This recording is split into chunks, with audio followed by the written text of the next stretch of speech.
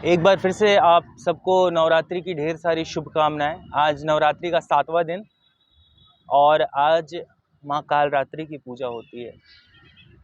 कालरात्रि की कहानी सुनाएंगे आपको आज, और साथ ही माँ का स्वरूप, माँ का नाम, माँ की शक्ति और भी कई सारी चीज़ों के बारे में बातचीत करेंगे। लेकिन उससे पहले आपको बता दूं कि आज जो पूजा है, आज इस पूजा का काफ़ी महत्व है।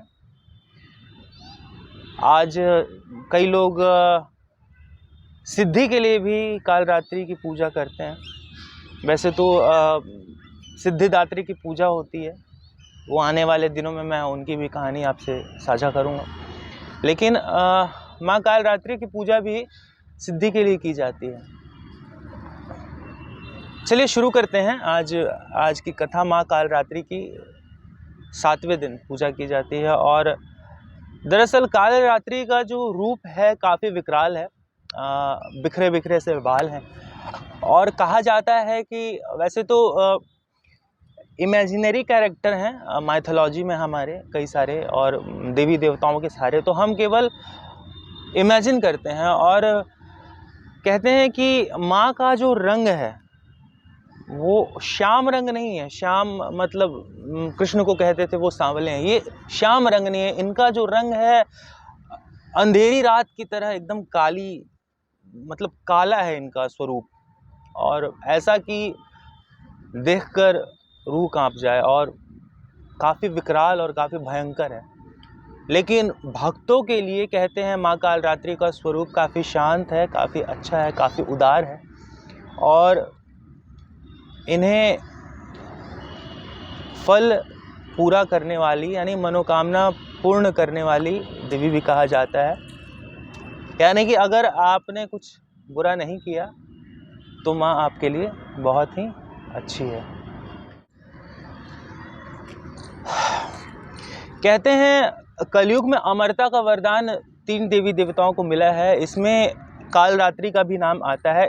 इनके अलावा काल भैरव हैं और हनुमान हैं, जो अमर हैं, आज भी इस धरती पर भक्तों के लिए मौजूद हैं। कालरात्रि का जो स्वरूप है, ये खच्चर पर सवार है देवी, 4 भुजाधारी है, ये भी त्रिनेत्र हैं, त्रिनेत्री देवी है, और तीनों नेत्र जो हैं इनके खुले हुए हैं। दरअसल जो महादेव का स्वरूप है त्रिनेत्र वाला, उसमें भगवान का तीसरा नेत्र हमेशा बंद रहता है। कहते हैं जिस दिन वो नेत्र खुला उस दिन प्रलय आ जाएगा, और वो नेत्र खुला था कामदेव को भस्म करने के लिए। वो नेत्र खुला था, भगवान काफ़ी लीन थे। वो एक अलग कथा है, शिव विवाह से रिलेटेड है, शिव विवाह से संबंधित है। और कालिदास की एक पुस्तक है कुमार कार्तिकेय, उसमें भी कुमार संभवम, माफ़ कीजिए, कुमार संभवम, जो कार्तिकेय के ऊपर आधारित है, तो उसमें भी इसका जिक्र है। बहरहाल माँ का जो स्वरूप है त्रिनेत्र है, और तीसरा नेत्र भी इनका खुला रहता है।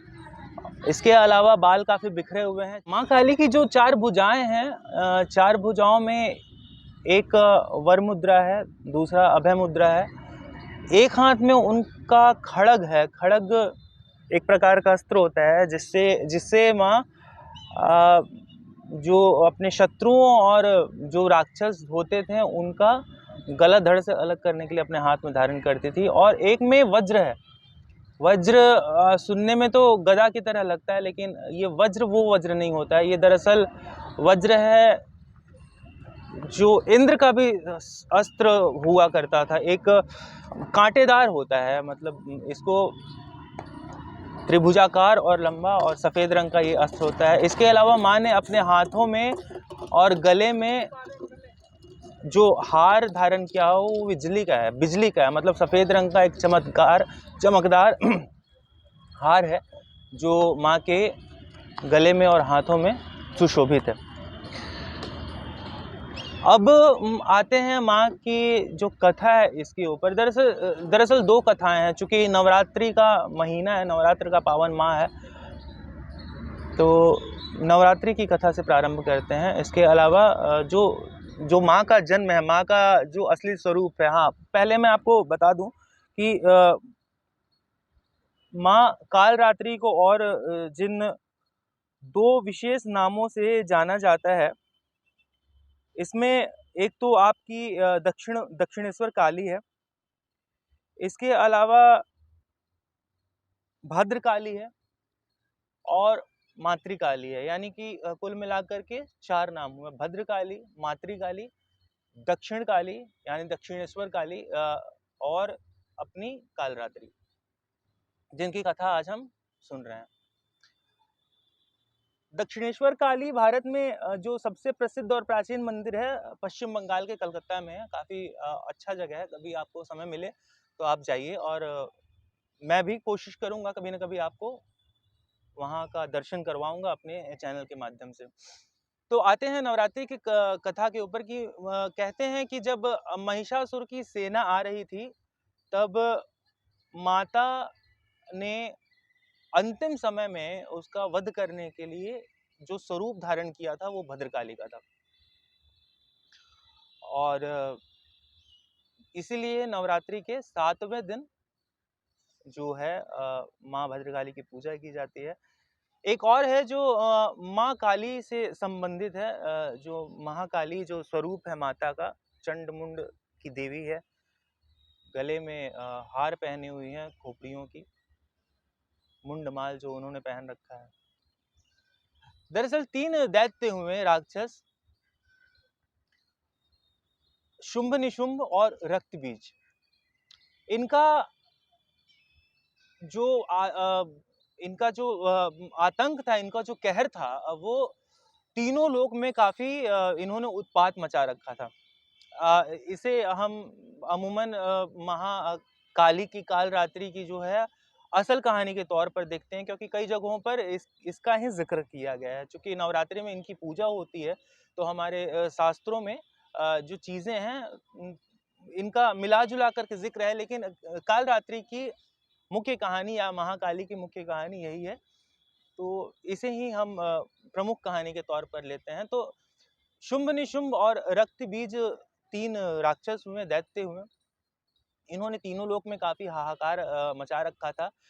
तो इनसे निदान पाने के लिए, इनको मारने के लिए भगवान शंकर ने देवी दुर्गा का आह्वान किया और उन्होंने माँ को बनाया। तो माँ ने एक रूप धारण किया जो था महाकाली का, और माँ इस दौरान इतनी क्रोधित हो गई, इतने तेज में आ गई कि जितने भी राक्षस दैत्यगण आते गए उनके सामने सबका संहार करती गई, एक-एक कर सबको मारती गई। शुंभ निशुंभ को माता ने मारा, उसके बाद माता ने रक्तबीज को मारा। लेकिन और उसके बाद लगा कि चलो अब विपदा टली, और फिर माता को शांत करने का एक प्रोसेस है, वो एक अलग कथा है। मैं एक ही कथा में सारी कथाएं नहीं सुना पाता हूँ आपको, क्योंकि ये सिलसिला थोड़ा लंबा चल जाएगा, तो कभी इसके बारे में भी मैं आपको आगे बताऊंगा। बहरहाल रक्तबीज पे आते हैं। रक्तबीज लगा कि माता ने रक्तबीज को खत्म कर दिया, लेकिन रक्तबीज का गला जैसे ही माता ने धड़ से अलग किया, उसके शरीर से रक्त का प्रवाह हुआ और रक्त के एक एक बूंद से एक एक रक्तबीज पैदा होता गया।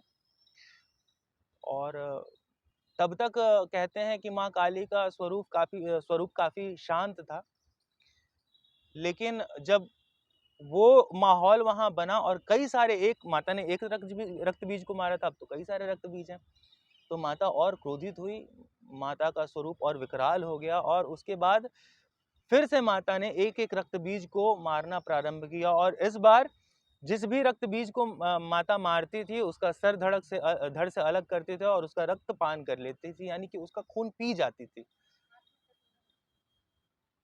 और इसी तरीके से रक्तबीज का अंत हुआ। और आप महाकाली का स्वरूप जब देखेंगे तो आप पाएंगे कि महाकाली के हाथ में एक खोपड़ी है, वो रक्तबीज के सर को दर्शाता है।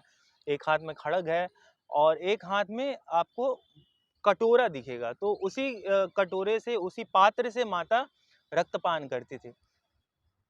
तो ये रही माँ कालरात्रि महाकाली, दक्षिणेश्वर काली, मातृकाली की कथा।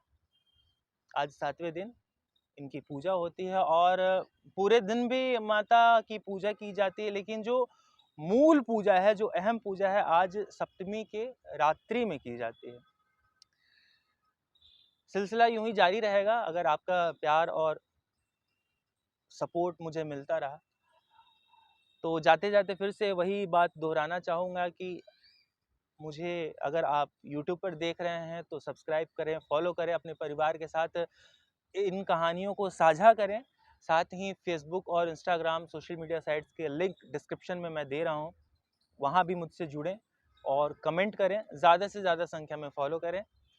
नमस्कार।